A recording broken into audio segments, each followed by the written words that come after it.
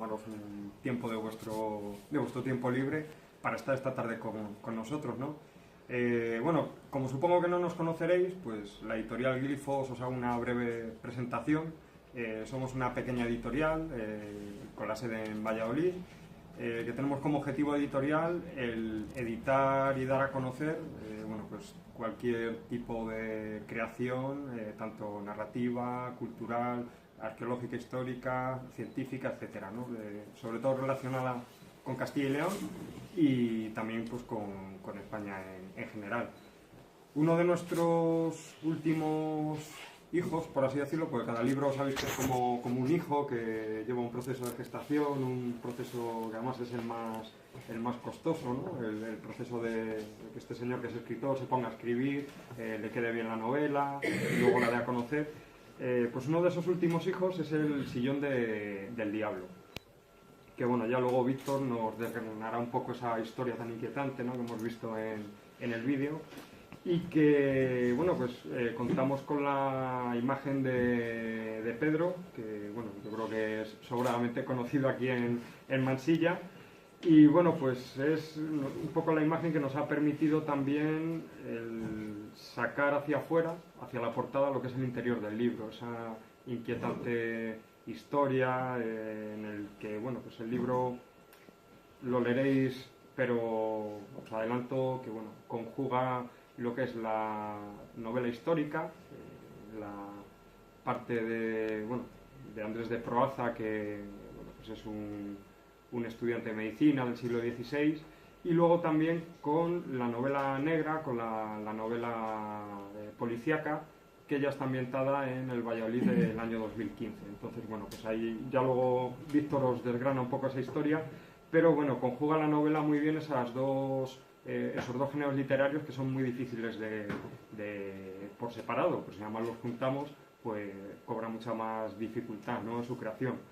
¿Qué os puedo decir de Víctor? Bueno, pues de Víctor, que es una joven promesa de las letras de Castilla y León, aunque no es un autor conocido en el sentido de que no es un escritor que tenga muchas obras, muchas novelas a sus espaldas, no es menos cierto que no es su primera incursión en el mundo de las letras. Víctor, allí en Valladolid, pues ha ganado varios concursos de microrrelatos organizados por el Ayuntamiento, el Museo de la Ciencia, la Universidad de Valladolid. Entonces, bueno, ha concursado a un buen montón de ellos también. Y bueno, pues desde pequeñito siempre ha tenido esa afición por las letras. Es lo que él, que es de vocación es ingeniero, pero también es escritor. Entonces él siempre dice que es una cosa extraña, ¿no?, una rara avis. Dice que es un ingeniero de letras, que es una cosa como muy, muy rara de ver, ¿no? Entonces, bueno, pues eso no le hace extraño al mundo de las letras. Pedro maneja muy bien el idioma español, tanto en las construcciones gramaticales como en los giros lingüísticos. Se adapta muy bien al habla, para lo cual también se ha tenido que documentar, a la forma de hablar del siglo XVI, pero luego también cuando en la parte de la novela en la que transcurre en el año 2015, también se adapta muy bien al extracto social de los personajes. Entonces, cuando habla el director del periódico local, o habla un policía, o habla bueno, pues otro tipo de personaje, se adapta muy bien a lo que es su contorno social, con quién se relacionaría y todos esos aspectos que bueno, pues enriquecen tanto el repertorio de protagonistas y secundarios del libro, como también, bueno, pues la riqueza lingüística de la propia novela, ¿no? No se queda solamente bueno, pues en un simple viaje por el Valladolid del siglo XVI y luego por una persecución policíaca, sino que también podemos, a través de la novela, hacer una reflexión sobre cómo va cambiando el idioma y cómo se ha ido adaptando también a esas circunstancias. Luego también, bueno, los que conozcáis Valladolid, pues os vais a ver retratados en muchas de sus escenas y lugares, ¿no? La ambientación de 2015 pues es muy conocida y, bueno, pues trata bares, instituciones, centros que todavía están vivos, que, bueno, son reconocibles y, bueno, pues se podría incluso, además a partir ya del propio Ayuntamiento de Valladolid, pues una pequeña ruta del Sillón del Diablo para ir descubriendo esos sitios por los que transcurre la novela, ¿no?, tanto del siglo XVI como del siglo XXI. Entonces, bueno, yo no es mi objetivo aburriros más ni robarle tiempo al verdadero protagonista. Entonces, bueno, pues os dejo con Pedro y con Víctor. Y bueno, pues espero que luego la novela os cause la buena impresión que nos causa a nosotros. Muchas gracias. Pedro, no necesita presentación, me imagino. No, bueno. ¿Cómo llevamos a fin este documento? Pues yo hago recreaciones por toda España. Dentro de la empresa de Iván, que es de yacimientos arqueológicos, que también es su relación con Mansilla, es que ha excavado en Lancia, ¿vale? Comía donde Marcelo, y entre que sus trabajillos y tal, pues me conoció, me invitó a ir a Fuente Ungrillo, que es un poblado despoblado que está cerca de Villalba de los Alcores. Hemos estado haciendo allí pues trabajos de recreación, historia, arqueología, que es muy raro, que a lo mejor mucha gente no cree, pero sí que he hecho un pinito de estos. Y dice, tengo en mente una historia, tengo a Víctor que está haciendo un libro, pero nos falta darle una imagen a Proaza, a lo que es el personaje de la historia. Vale, ¿qué queréis? Esta foto lleva ya hecha desde el año 2011. O sea, fue la inauguración del Museo Etnográfico Provincial, cuando hicimos un recorrido, y impactó.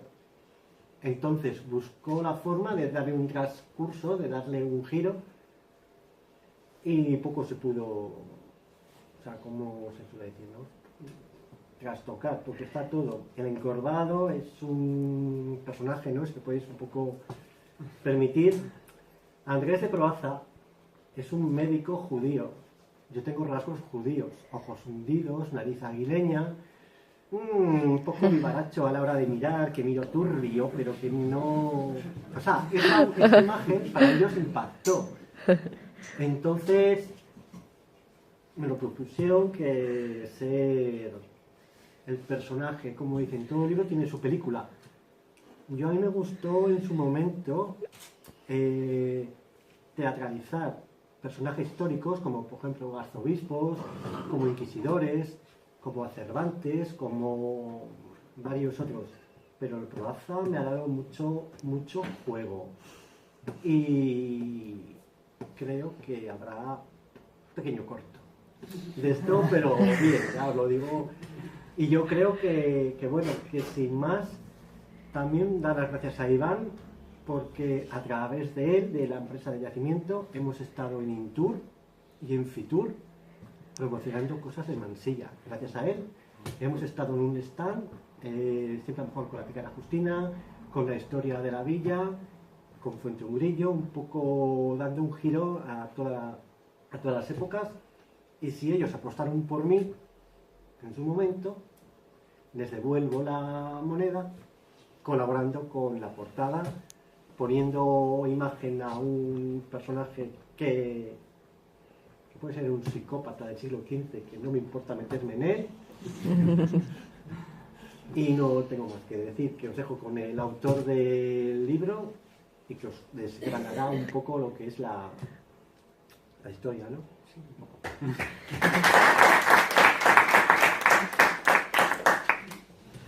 Bueno, yo voy a empezar citando a Platón, porque Platón dijo que el comienzo es la parte más importante de una obra. Entonces, puedes documentarte un montón, puedes prepararte el prólogo, puedes prepararte todo el inicio de la obra, que si el comienzo no engancha, las primeras páginas, las primeras palabras, sobre todo las primeras 10 palabras casi diría, has perdido al lector. De mismo modo, yo cuando planifiqué dar esta charla, lo que quería era engancharos. Quería teneros entretenidos durante toda la charla, que lo paséis bien, que os divirtáis. Y bueno, pues voy a ver si lo consigo, si consigo que paséis un rato agradable. Y si es posible despertar un poquito la curiosidad por saber qué se esconde en estas páginas, ¿no? En el Sillón del Diablo, pues mejor que mejor.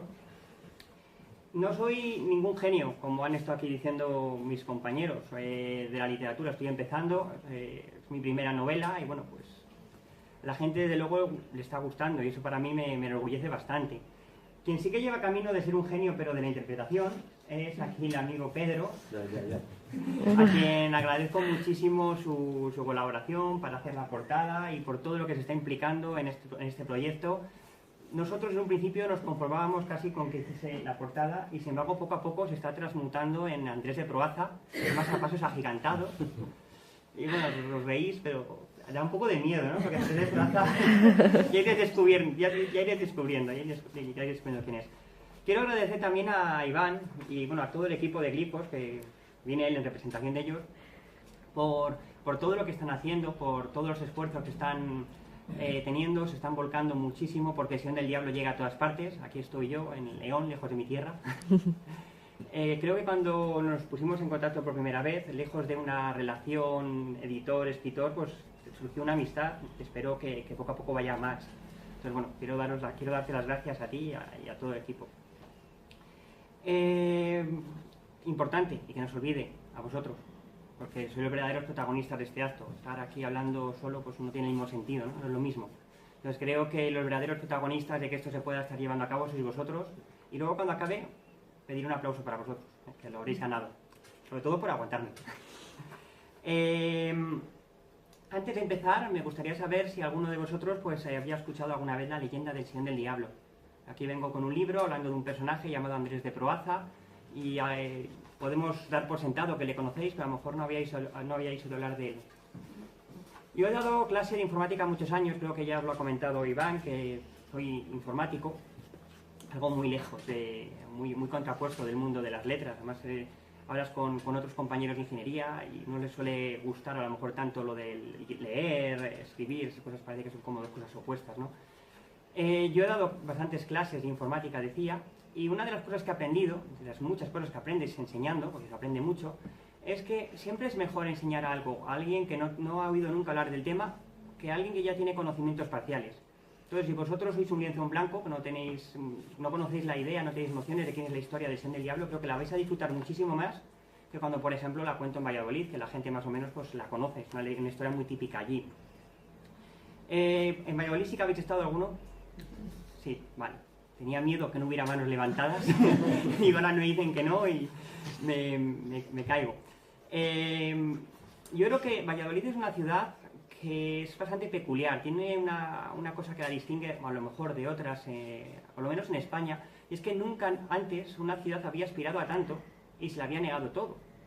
Me explico, Valladolid siempre se ha visto envuelta en grandes proyectos, la catedral más grande de la cristiandad, ser la capital de la corte, tener el canal de Castilla que va a unir Santander o Cantabria con Castilla y León o con Valladolid, con el centro de España.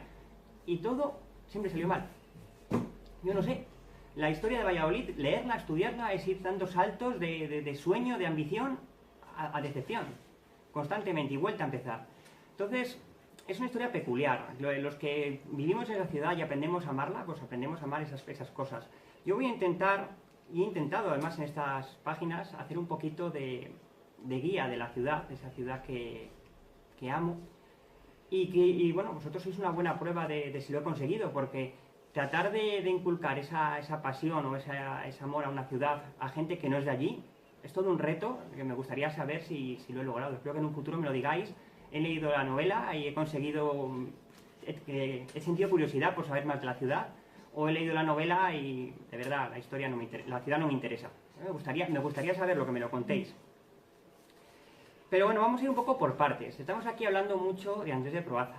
Ya en el vídeo habéis visto un poquillo, evidentemente salía Pedro, hemos dicho que Pedro se ha encarnado en Andrés de Proaza, no es ninguna sorpresa si digo que el personaje que salía en el vídeo pues era Andrés de Proaza, y hemos visto un poco lo que hace, ¿no? Se ve que es bastante siniestro. Pero ¿quién era? ¿Qué hacía? Andrés de Proaza era un médico portugués, creo que sí que lo has dicho tú hace un rato, un médico portugués que vino a Valladolid en el siglo XVI. Vino buscando estudiar la carrera de medicina, porque fue la primera ciudad en España en la que se podía diseccionar cadáveres, que había estado prohibido durante toda la Edad Media. Se alojó al lado de un río, el río Esgueva, un río que ya no pasa por todo el centro de la ciudad, pero durante siglos pasó por allí. y enseguida se ganó el reconocimiento de toda la ciudad por sus curaciones, por su personalidad. La gente le tenía bastante aprecio. Pero sus vecinos estaban un poco con la mosca detrás de la oreja, porque decían que el río se teñía de rojo a su paso por su casa, que por las noches salían luces del sótano, oían gritos, ruidos. Entonces estaban un poco preocupados por ese vecino. Un día desapareció un niño de 10 años en Valladolid. La madre, desconsolada, fue a buscar a los alguaciles y junto a ellos empezaron a buscarle por toda la ciudad, hasta que acabaron en la puerta del médico portugués. Llamaron, el médico abrió en camisón y cuando bajaron al sótano, pues allí estaba el niño, destripado. El médico pues se había entretenido a viviseccionarle, es decir, diseccionarle en vida, para experimentar con él. Fue apresado, acabó en manos de la Inquisición y bajo tortura y estas cosas pues declaró que todo lo había hecho siguiendo las órdenes que le daba un siniestro sillón, el sillón del diablo. Por eso se llama así, porque cada vez que se sentaba en él, el diablo le hablaba y le decía qué tenía que hacer y cómo. Fue condenado a muerte y el sillón inicialmente iba a ser destruido, pero para asegurarse de que eso no ocurriera, el médico lanzó una terrible maldición, que Pedro nos va a leer ahora. ¿Qué maldición nos dice?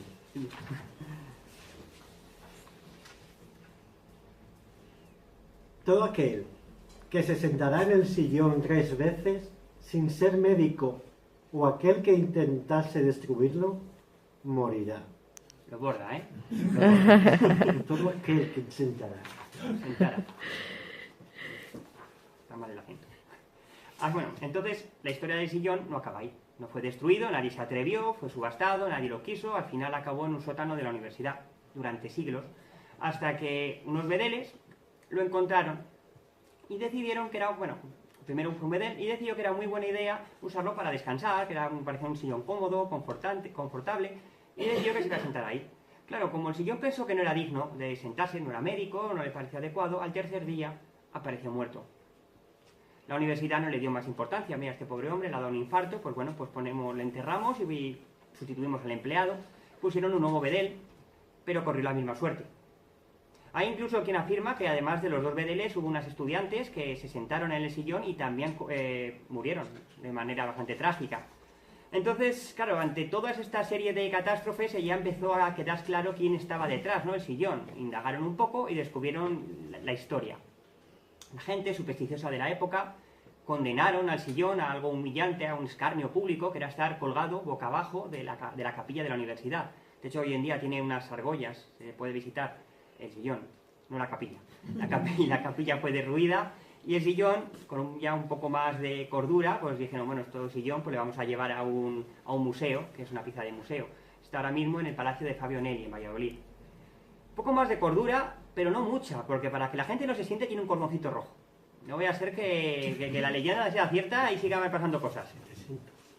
Entonces, bueno, este mismo palacio, el Palacio de Fabio Nelli, sirve un poco de punto de partida para la propia novela, porque todo lo que acabo de contar hasta ahora es la propia leyenda. Hasta aquí no he inventado nada. Sí que es cierto que me tomo muchas licencias literarias, agrando la historia, narro la vida de Proaza con demasiados detalles, pero la verdadera historia, lo que es 100% producto de imaginación, es lo que comienza en el siglo XXI, en el año 2015 para ser exacto, y que parte justo del Palacio de Fabio Nelli, donde se alberga el Museo Provincial. Todas las ciudades tienen su museo y el Museo de Valladolid pues, se encuentra en ese palacio. Bárbara, que en la ficción es la directora de ese museo, decide convocar una fiesta para ver si consigue recaudar fondos y mantener a flote el museo en tiempos de crisis. La mujer tiene la mejor de las intenciones, pero claro, desconoce que hay un peligroso asesino suelto por la ciudad, empeñado en que la memoria de Proaza no se olvide y que todo lo que hizo Proaza en su tiempo pues se repita. Entonces la cosa se le va un poco de las manos a la pobre mujer. A lo largo de estas 500 páginas nos vamos a poner en la piel de la directora de ese museo.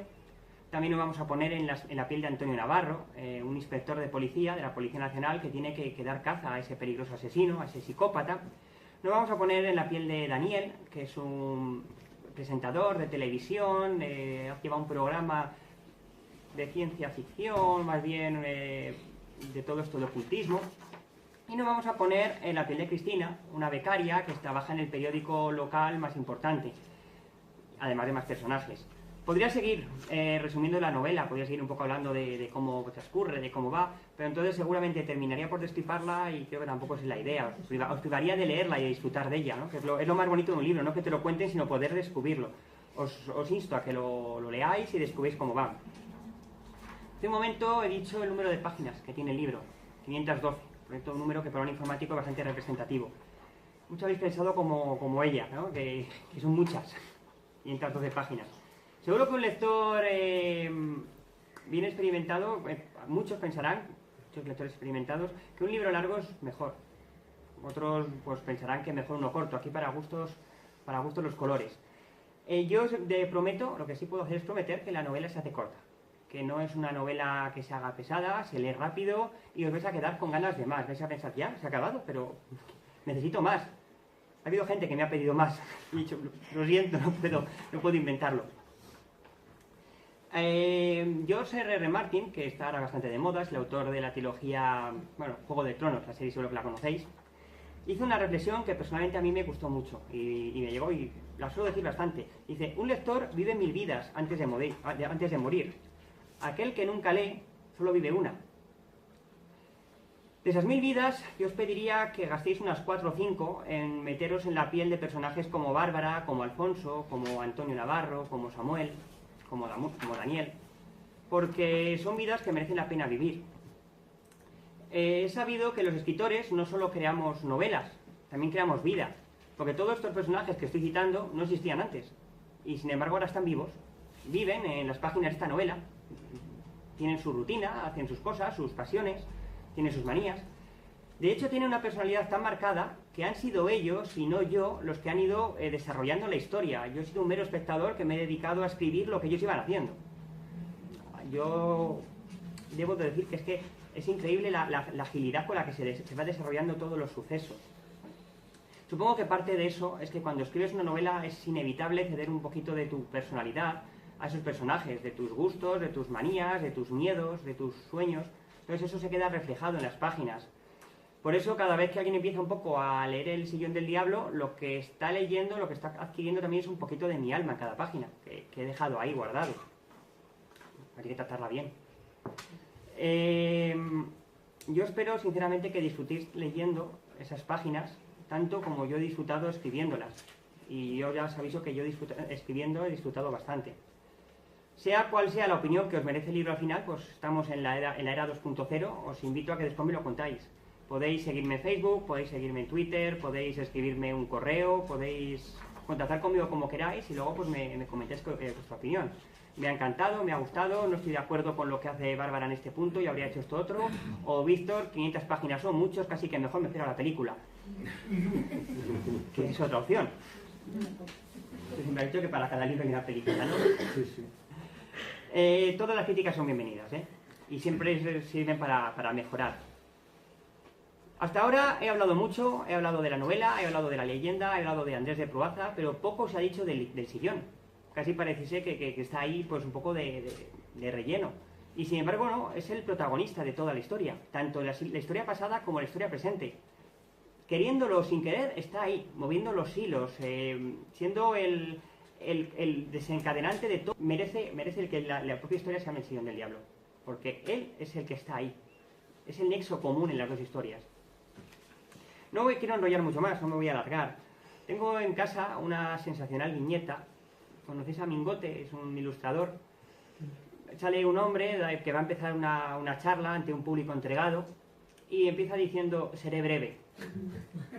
Lo que el hombre desconoce es que la lámpara de araña que tiene justo sobre su cabeza se acaba de desprender. Entonces, aunque no vemos lo que sucede instantes después, nos imaginamos que sí, que va a ser muy breve, demasiado breve. Entonces yo pues también quiero ser breve, aunque no tenga ninguna lámpara de araña sobre mi cabeza. Lo primero que he hecho es mirar, digo, no vaya a ser que... Una proaza al lado, lo cual es más peligroso. Ahora viene vuestro turno, os toca a vosotros.